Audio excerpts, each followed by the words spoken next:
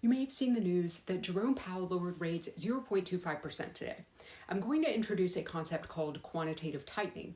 This is a contractionary monetary policy where a central bank reduces its balance sheet, decreasing the money supply to help control inflation. This is achieved by allowing assets like government bonds to mature without reinvesting the proceeds or by actively selling them. This process removes liquidity from the financial system and can lead to higher interest rates. So the Federal Reserve will also end quantitative tightening on December 1st. For a simple summary of Fed rates, when the Federal Reserve increases rates, the cost to borrow money goes up. When the Fed lowers interest rates, the cost to borrow money goes down. You may recall that the Fed raised the price to borrow money 11 times since 2022 to slow down inflation. They decided to lower rates now because recent data showed job growth slowing. A rate cut could help support the job market by making money cheaper to borrow and prevent further slowing of the economy. In essence, when money is cheaper to borrow, businesses and consumers are more likely to borrow it.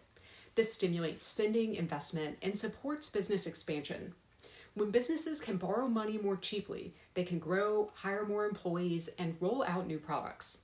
The downstream result can be an increase in company profits and an increase in stock prices.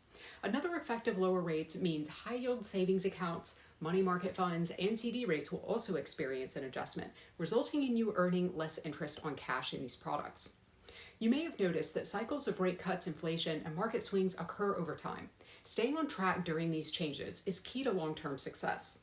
The things that stay constant are the need for tax mitigation and tax-efficient planning, living below your means, investing as much as you comfortably can on a regular basis in diversified assets, having protection in place for yourself and your assets, and reducing your personal debt.